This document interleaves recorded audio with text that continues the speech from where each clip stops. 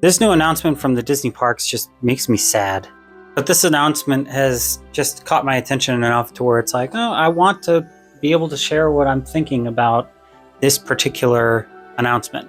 So if you're unfamiliar, they have recently announced that they are going to be closing the Carousel of Progress on July 6th to do a complete overhaul of the attraction.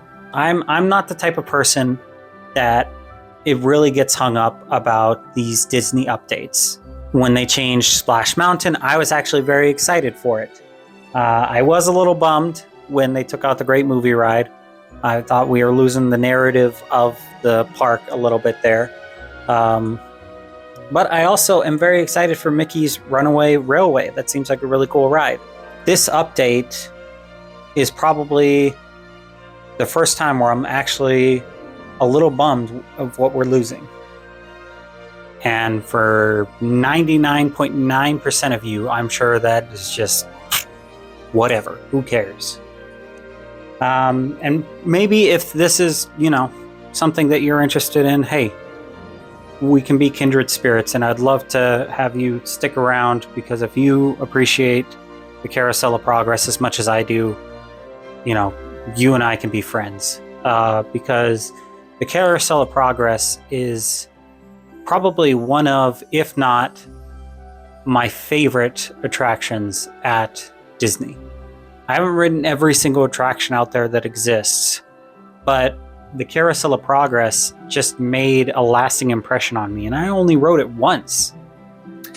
If you're unfamiliar with the Carousel of Progress, basically what it is it's kind of like a showroom that's a 20-minute ride where you sit and you watch as a family goes throughout the decades and see how their life is different in each of these decades and how they keep on progressing, and technology has progressed and life has progressed, and it's become simpler and easier, and how much nicer life has become. It's all about progress, going forward, doing more, cutting edge technology, but at the same time looking back at where we've come from. I find that utterly fascinating, but I find it even more fascinating because the Carousel of Progress as it is now specifically deals with some decades that really stand out. It starts off in like the 1890s, 1900, around that time, at the turn of the 20th century. It goes from there to the 20s, then to the 40s, and then to modern day. I particularly think this is fascinating because people have talked about this in the past, where the 20th century, the amount of technological advancements that were made in that short 100 years compared to the rest of history is astounding. More so, I find it fascinating people who have lived through that, where they were born near the beginning and have went through all of that technological advancement throughout their lifetime. Where they start off, they're born in 1890 and they go all the way up to like 1980. The difference is like night and day. That is a completely different world that you're starting off with. I mean, you look at the first scene of the Carousel of Progress and they're talking about like, oh man, technology is so crazy. We can get from New York to California in less than 7 days. And now we have all these fancy new gadgets that can, a light bulb might be invented. No more gas lamps. That's unheard of. Oh, and, there's these guys trying to invent a flying machine. That sounds insane. And that's at the beginning of someone's life, potentially, and they go up to 1980 or something like that, if they're lucky. Some of these people have lived, well past their 80s into the hundreds. And then you've got like faxes and the beginning of television. I mean, you see the slow progression, but it takes note of different things that pop up in throughout history when you go through the 20s and the 40s. And what they're changing it to is not necessarily like the worst thing in the world. I'm just very skeptical of it. And it kind of bums me out because I know for a fact we are losing something special. The changes that they are making to this ride are no longer that we're going to 1890s, 20s, 40s, then present day. Instead, we're starting off in 1960, 1980, the year 2000 on New Year's, and then the future. This is all according to like the Disney Parks blog that I've read, that these are the new decades that they're going to be covering. And I think they said their reasoning was that, people would be more nostalgic of these eras, that they've grown up in those times. And it's like, yeah, I know of 2000s culture. That's my time period. And it's like, yeah, I would definitely be nostalgic for that.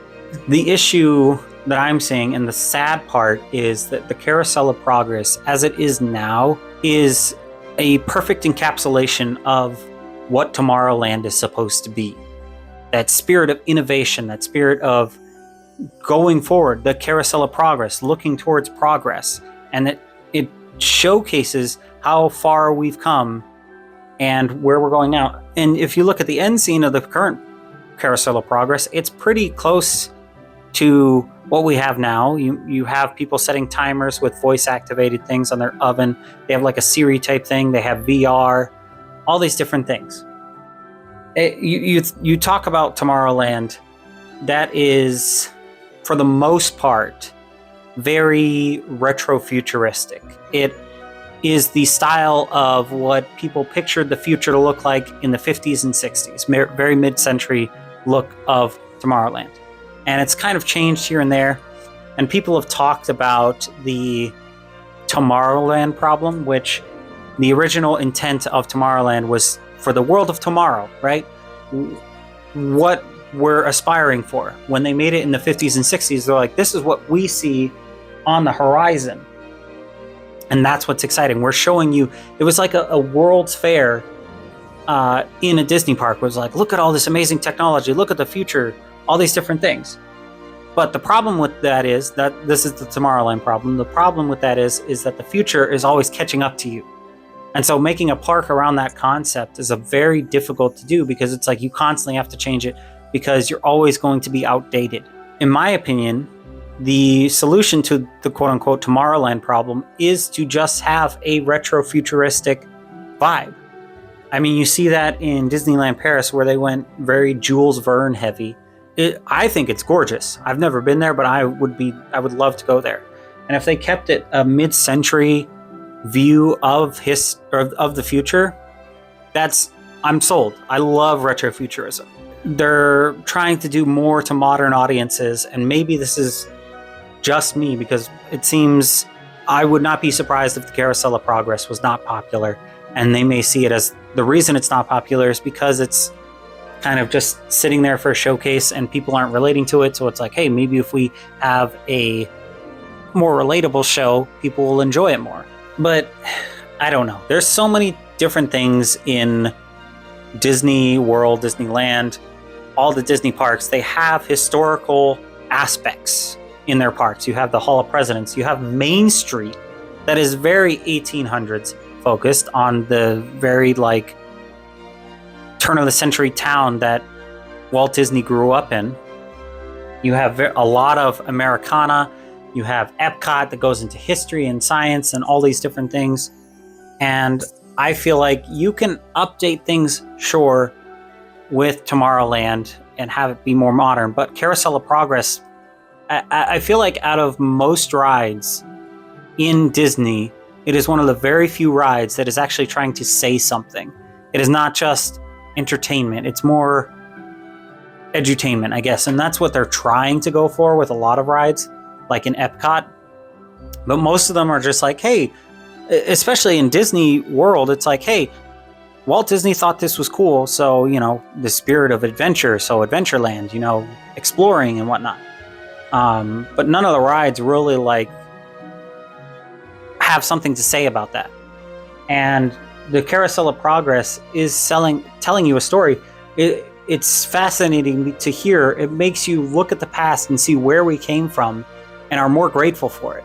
I mean, you look at the people in the showcases, they're like, wow, we are so technologically advanced in the 1920s. We're no longer in the past like the 1890s. We're so lucky, and I'm even more excited for the future because of how far we've come. And they do that in every decade. And it's like, we look at all those past examples and it's like, wow, that really speaks to us, because it's like, it's fascinating where we came from and it makes us excited for the future. Obviously, I think the 60s to the future is not the worst thing in the world, but I feel like that's not as poignant, because you go from 60s to the 2000s, there's not like crazy developments that we have. I mean, our microwaves work better, I guess, or, you know, we're on CDs now instead of records or digital. I mean, it's mostly entertainment based or slight tweaks to our lifestyles. But when you're looking from like these different periods that they have now, it is night and day, the changes in lifestyle that actually affect how people live. Obviously, this has no effect on how the Disney parks are going to run. Probably no one's going to relate to this anyways, but I just want to talk about it. But if I were to do it myself or have it both ways, I would say stretch out the time periods a little bit more. Still start off in 1890 or 1900 and maybe jump to the 1940s for the second time. Then maybe to the 1980s or 90s. 2000, around that 30-year period for the third scene, and for the fourth scene be the future. Like, if we really want to see starker contrasts, because the 20-year gaps that they have are so tight-knit, and then you jump way into the future at the end scene, what they have now. It's lost that narrative flavor of just like, wow, we've really come so far. I mean, the world of 1960 is not that much different than our lifestyle today. I mean, fashion has changed. Some of our lifestyles have changed. We have the internet, but they had TV back then. They had radio. They had records. We have, you know, digital or CDs. It's slight differences, in my opinion. But what do you guys think? Obviously, I'm probably the only one that's upset about this. Thanks for watching. Have some new videos coming out soon. A little bit more effort, but I just thought I would try this, see if you guys like it. If you want more just thoughts, this is a very new format to me, and I don't know how well it's going to go across. So it may not be my thing. I've tried to script my videos before, and when I'm unscripted, I feel like it takes me a lot longer editing because I pause and say a lot, but you probably don't hear that. But it's longer on my end. Let me know if you like this type of video, and we'll catch you guys later.